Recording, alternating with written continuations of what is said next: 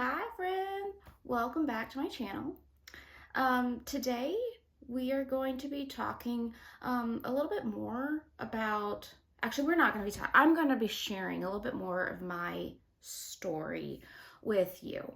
I was preparing for a totally different video when my health challenges have really just come up, and I'm being prompted to really share that side of my story that I haven't really dove into very much with you.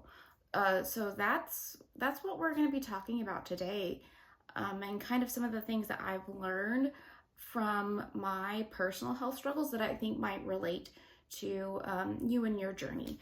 So that's what today's video is about. I hope that you are kind of excited to learn a little bit more about me and my story.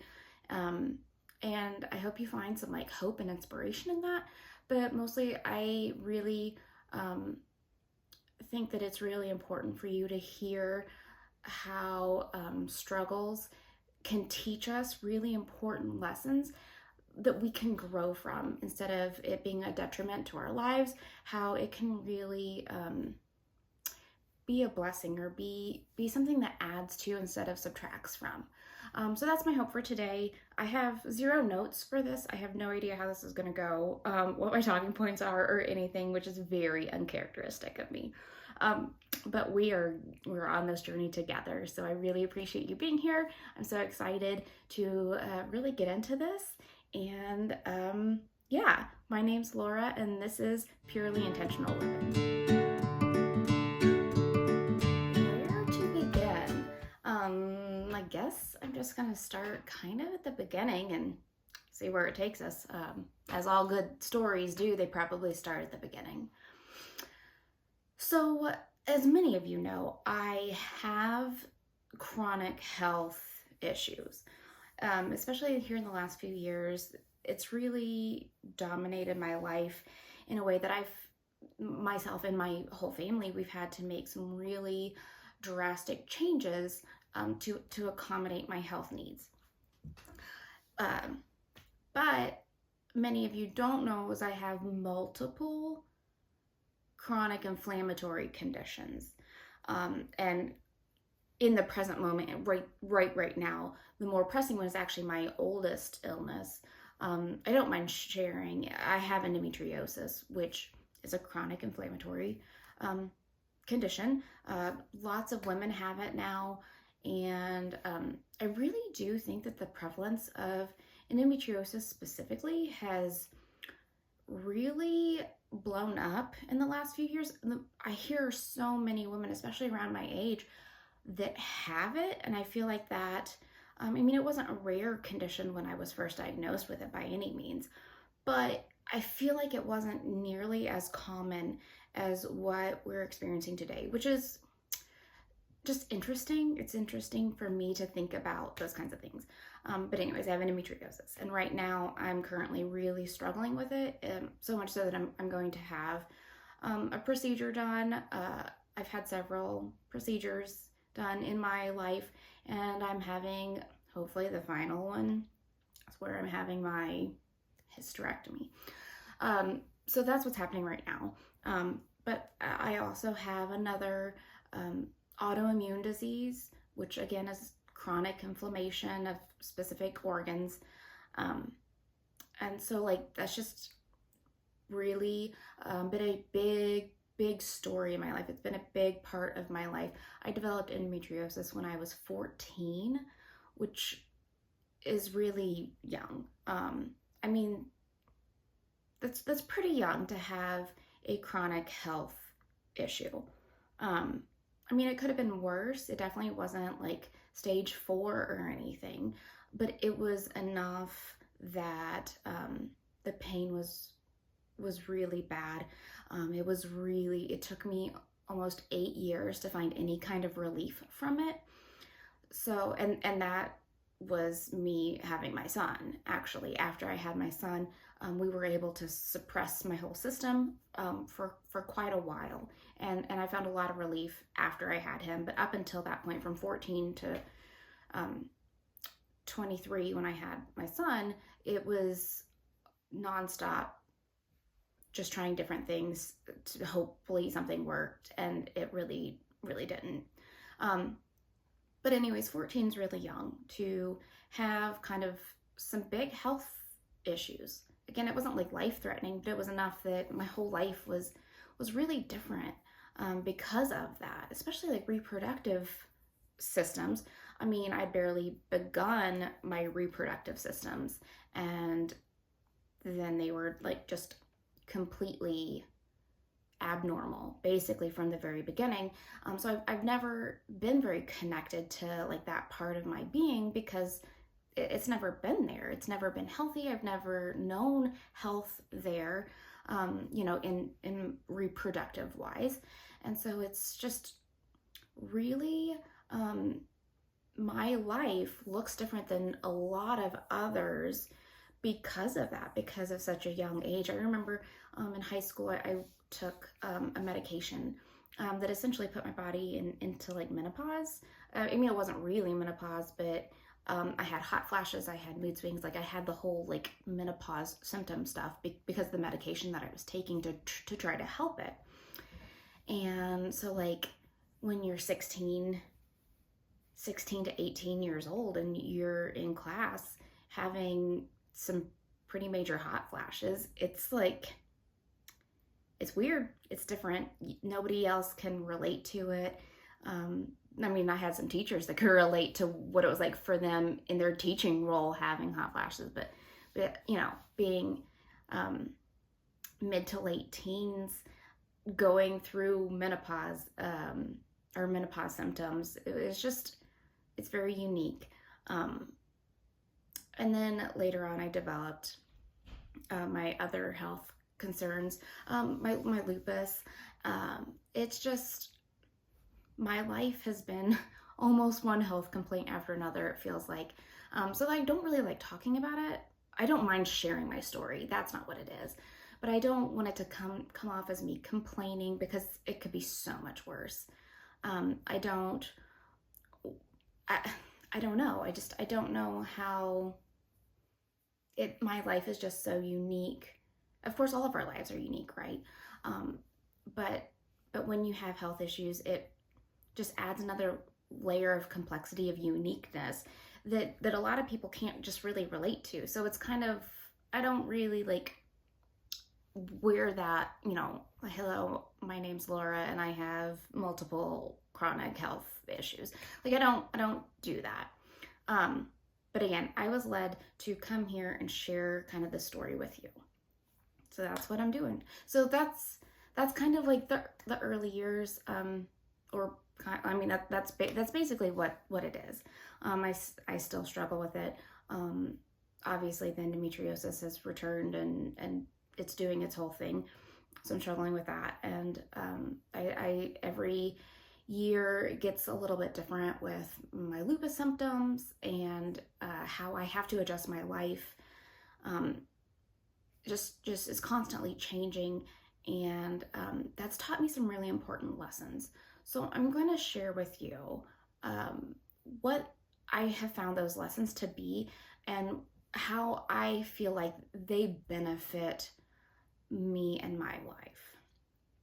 So let's talk about like the positives, not the negatives. I don't want to focus on the negatives. Let's talk about some of these positive lessons. With any health issue, especially chronic, acute health issues tend to be really, really scary. They're really scary in the moment, and they're traumatic for sure. But they come and then they go. And I'm not belittling them by any means. Okay, they're acute conditions, like I said, can be very scary, very traumatic. They are, I'm not diminishing them. But there is a difference when it's chronic. Chronic really means for the rest of your life. I mean, you can, a lot of times with chronic illness, you can find things that alleviate the symptoms for a while. But essentially, it's something for a very long time, if not for the rest of your life, that you have to adjust to and learn to contend with. And it just really reshapes what your life is, and especially what you wanted your life to look like. So I talked about having endometriosis when I was 14. So teens, mid to late teens, that whole chunk. Really, at the time, it was really scary. I didn't know if I'd be able to have kids. The doctor said I wouldn't have any problems, but the question's always there, especially with infertility and stuff. And I felt like a lot of my choices were removed from me.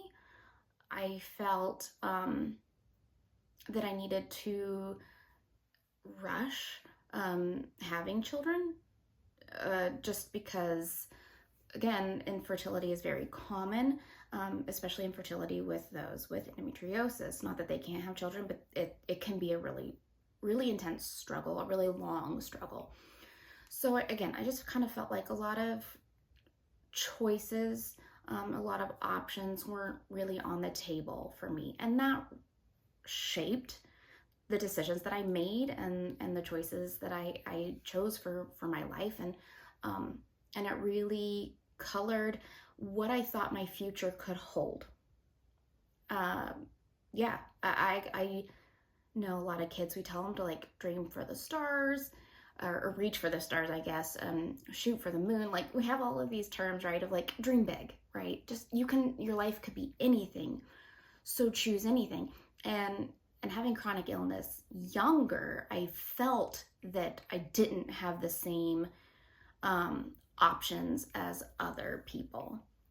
And I'm sure you can relate to that, just with your own experiences, whether you've had chronic health issues or not. I'm sure that there are instances where you feel like that experience really shaped what you thought your future could hold for whatever that looks like for you. So even if you don't have chronic illness, I really think that you can kind of relate to this, because it's really, we all have unique experiences. I have chronic health experiences. That doesn't mean that we can't have some commonality in our own different unique experiences. So I felt like my choices were limited, and that my life couldn't be whatever I wanted to make of it, because I always wanted to be a mom. I wanted to have that life. And so we got married right out of college, and my husband and I, we got married right out of college and immediately started to try to have kids, because again, I knew that my window of fertility would be very small. And if I missed that window, it could be a very long time to get another window. So I had always thought, I'd want to be married for a couple of years before we start to have kids, so we can, really have a early married life. And then, because my endometriosis just was never kind of gotten a hold of, it was never really under control. That didn't seem like an option anymore. So I don't regret it at all. I do have a wonderful son, and so I do have that. It actually, things went smoother than I expected. So like, that was all really good. But again, I just felt like I didn't have a choice. If I wanted to ever be a mom, it just needed to happen when it happened, and I didn't have a say in that, is what it felt like. So let me see, I kind of got lost in that story a little bit. Yeah, we all have those experiences, and we feel like it shapes our choices for the future, is what I mean. And that can have some negative impacts. It really can, to feel limited, to feel especially biologically limited. It's one thing to know, like, if you have financial things, that there are options to overcome them. When you're talking about your own body kind of turning against you, it it hits different, I feel like. And again, not belittling your your experiences at all. I can only tell you from my perspective. And it's intense. It's a lot. But I did say I didn't want to focus on the negatives. And so I just kind of wanted to get a preamble there of those early life feelings. So here are some positives.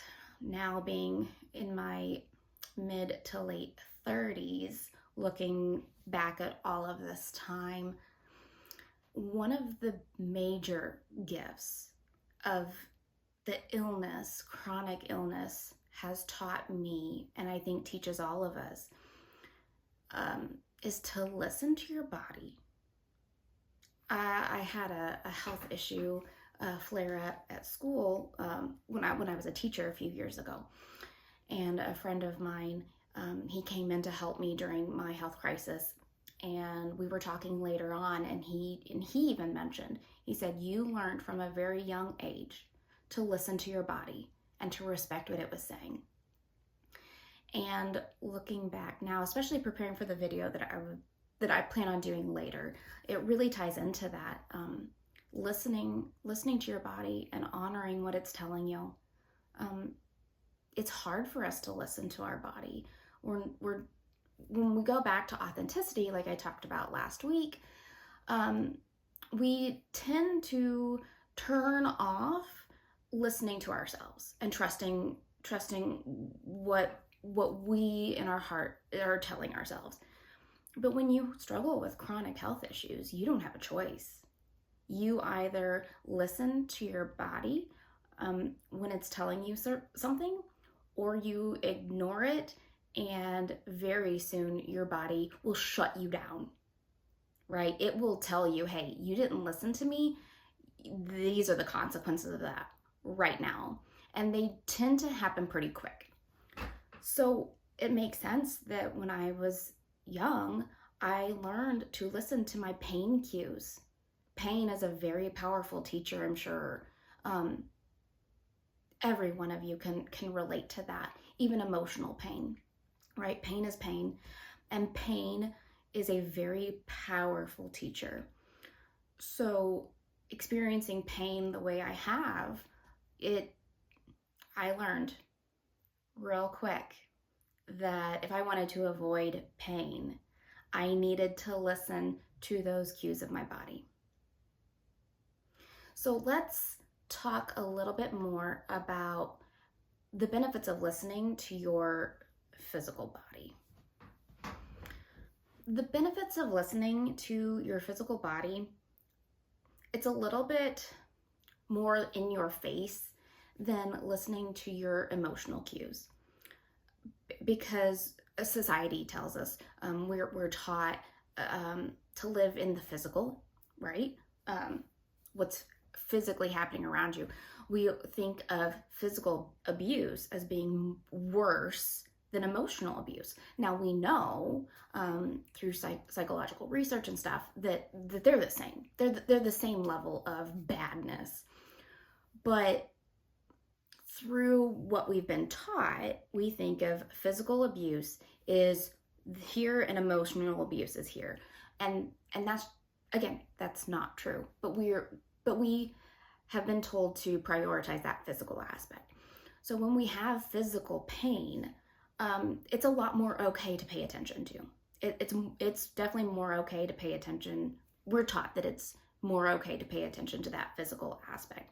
And so that physical aspect does take priority in all of our systems, our healthcare system, our educational system, like all of these things place that priority on physical pain. So when you have physical pain, when you have physical things that are happening to you, they can get responded to quicker.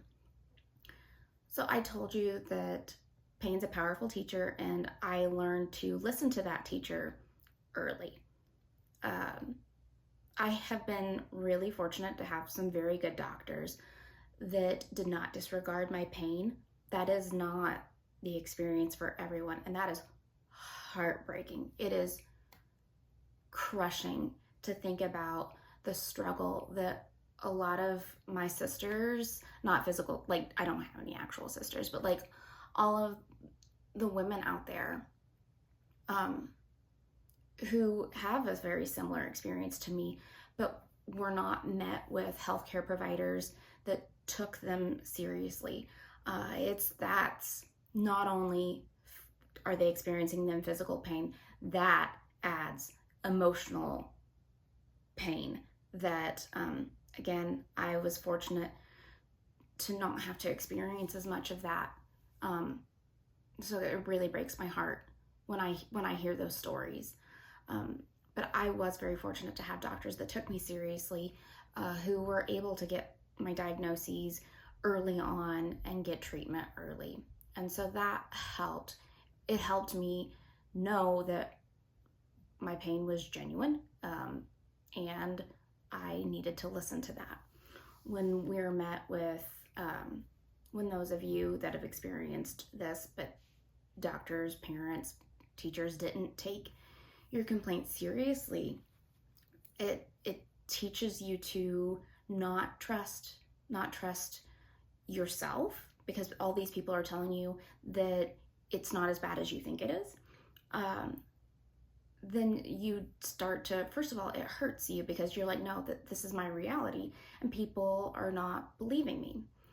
So then you lose that, you feel like you're not being seen, which is emotionally damaging to us.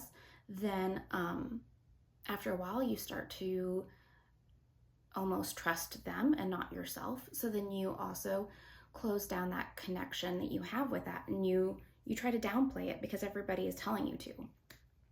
That teaches you to distrust yourself, and that was something that I didn't have to overcome because I was taken seriously. So I do really feel for those of you that are just now coming back into trusting yourself, and then going to these doctors and saying, no, listen here, where we have to advocate for ourselves.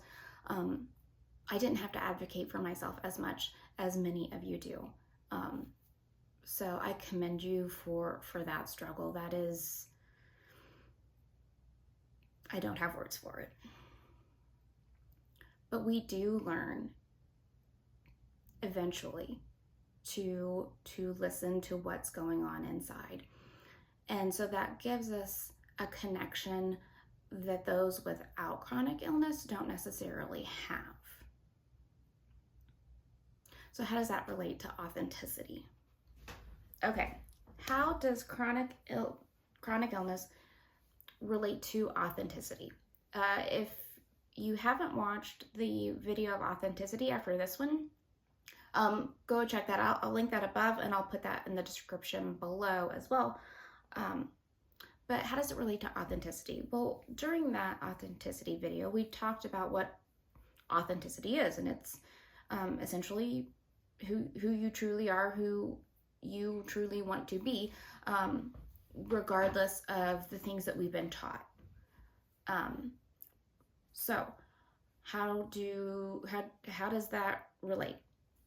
Well, I definitely have found that I didn't have a choice but to listen to what my body was telling me the truth was. So I almost had, it was an interior teacher, but kind of exterior.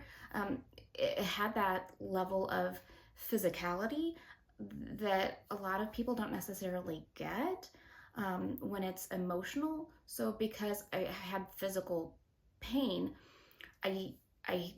it was like in my face, listen to this. Listen to what you are being told.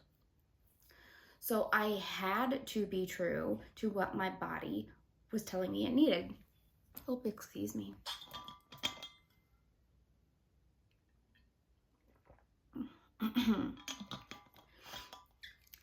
If my body told me that I needed to lay down with a heating pad on all day, then that's what I had to do. whether I wanted to do that or not, wasn't a choice that I got to make. My body made it to where that's what needed to happen. So it really, it really was helpful, actually. So not only did I have this physical aspect giving me messages in the form of pain, which is not fun, but again, helpful in learning that lesson young, early, and in a more immediate way than others experience. Yeah, it was, hey, this is it, and this is your reality, and this is what you need to do so you can avoid pain. So I had to respect what I've always had to respect what my body was telling me. So that's authenticity, you know, not thinking about what other people are telling you should be your reality. It is you living your true reality. And chronic illness teaches you that. It doesn't matter what other people are telling you. What is inside of you, what that is telling you is what you really need to be listening to. And that's what chronic illness does. That's in the moment, it's not great. It's not good. But as we get older, we learn the importance of that, the importance of honoring yourself and your authenticity, especially nowadays. And that was a lesson that I learned many years ago, and I didn't have to question, well, is this true or not? Because my body was very much telling me this is real. So that's a really, really good part of, especially at a young age, having that. Again, I didn't have to wait until my 40s or 50s to decide that my body was, that there is something inside of me telling me something that I needed to listen to. I've just always had that because it was a very prominent teacher early on. So the video that I was like preparing for earlier is on intuition. And so I haven't recorded that video yet because this message just kind of kept coming up. So like, how does chronic illness relate to intuition? So chronic illness relates to intuition in really a very similar way that it does to authenticity. It's been less true with my endometriosis and more true with my lupus symptoms. So if you know anything about chronic inflammatory conditions, especially those autoimmune diseases, some of them are a lot easier to diagnose than others. Most of them take many years to get a complete diagnosis. And the reason for that is because there's so much change, and a lot of it is pretty subtle. So one time you could have labs that say one thing, and the next time, 6 months later, or even a few weeks later, they're totally normal.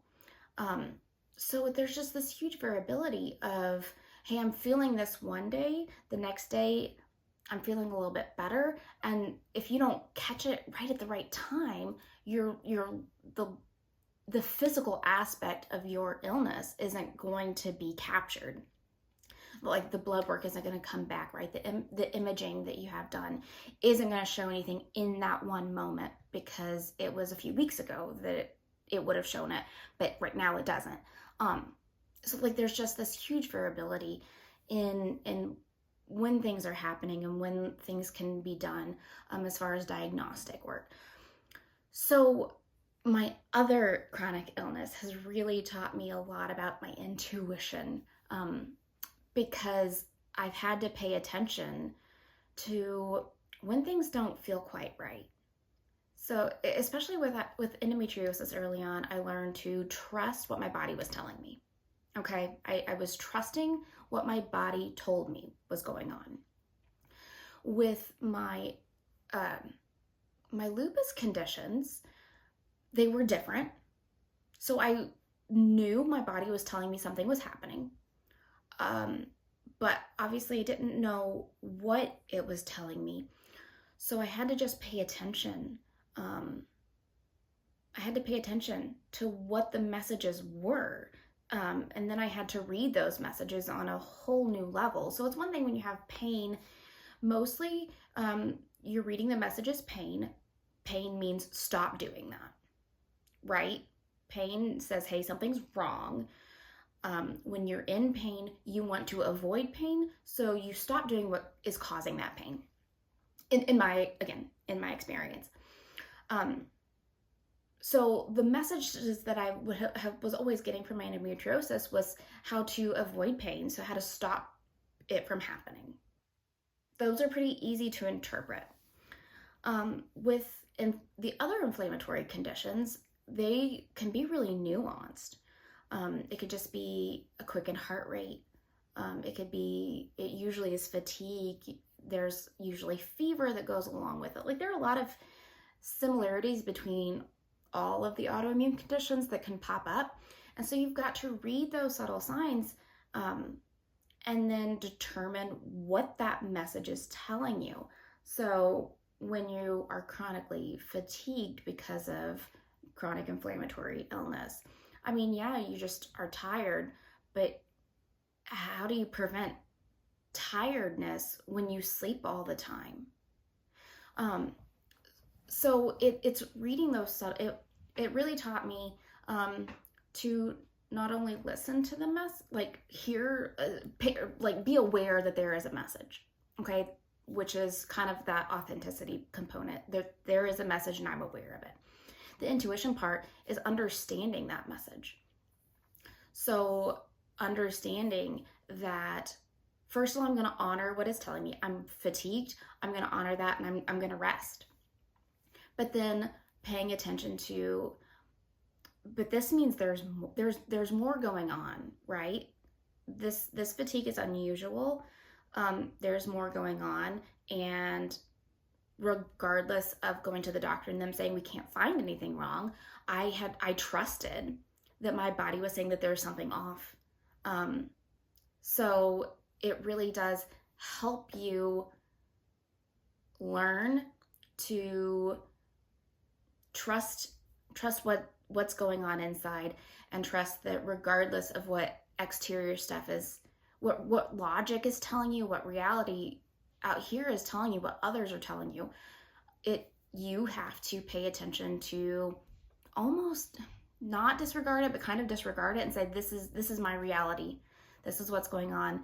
And I'm understanding this message to mean there is a deeper condition happening. So again, it doesn't tell you exactly, it doesn't, you can't say exactly what this fatigue is telling you about your illness. But when you start to say, hey, even though my lab results are coming back totally normal, I know I do not feel normal, that I feel off. So I'm going to start paying attention more to what other messages are coming up. And then you can kind of put together that at the very minimum, you've got something major happening. I'm not saying you can use it to diagnose yourself. Again, I'm not saying that you can necessarily use that to say for sure what kind of illness you have or anything like that. But it does teach you that that there are all kinds of subtle messages that your body is telling you. It's really important to honor those, or respect them, and kind of follow through with what they're telling you. When you have chronic fatigue and you don't rest, again, just like the other things, your body will shut you down very quickly, and force you into it. So you learn to use that intuition to rest when you need to rest. Yeah, that's really the biggest component of chronic illness with intuition. So for me in my life, I've had these two very powerful teachers of these two inflammatory illnesses that have taught me both authenticity from the beginning and later on intuition. It has really, so if I clump them together, those two illnesses, if I clump them together as just chronic illness in general, it really, really has been a bridge between those two ideas, authenticity and intuition, and really honoring those. So I think my gifts of intuition have been very strong because of those teachers, because I've had those experiences from a young age throughout all of my formative years. I've had these powerful teachers. It really has helped me grasp those ideas in a really powerful way. So that's my experience, and that's what I have learned with my chronic illness, specifically my two diseases. That's my experience. But what does that mean for you with your experiences, whether you have the same illnesses, different illnesses, no illness at all? What can you take from this? We all have adverse experiences in our life, and I guess my point is that regardless of what your experience is, how bad it was, I don't want to say that lightly, you can look at that as a powerful teacher that you can use to do wonderful things. That sounds awful. It sounds simple, and it sounds almost dismissive of our adverse experiences in life, and I don't mean it that way, but I want to encourage hope and a longing for betterment, and I think that is what these adverse experiences can give us. They can, when we can gain some perspective on how these adverse effects can be a benefit for us choosing a better life, I think it can help us learn that. I think it can help us learn that we have more power than we ever realized we have. We have more choice in our life than we ever realized that we have. We have a say in what our future looks like, and we can use those lessons to help us shape the future we want for ourselves.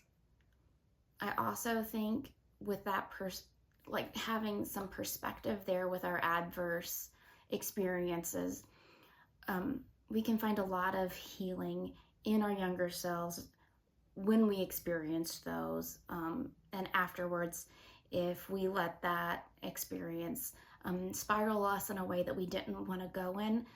Perspective can give us some gentleness when we think back about that, and even those experiences we can find hope in, and we can find something positive that we can take from it that is going to help us, help other people, and help ourselves in the future. Again, to shape the future we want to have. I am using my authenticity and my intuition to help heal others in various ways. So for one, I like using these videos to help us heal together by understanding ourselves and understanding where we can go with that. But then also healing, I use my intuition to do energy healing. And I listen to the authenticity in my body to tell me where people are hurting, where people are experiencing stuck energy, because I feel it in my body too, and I know what those feelings mean. because I've had so many internal feelings. I learned at a very young age to listen to what my body was telling me. And through that, I can use my intuition to help understand what those feelings mean for you. So those are some two powerful ways that I'm using these gifts from these teachers of chronic illness to help make others' lives better, to help promote healing, and to help raise the vibration of all of us. So I really hope that in your adverse experiences, you can find that level of healing for yourself, and you can find the clarity that you're seeking to help heal the world in whatever way you're here to heal, I think is the message that I have for you.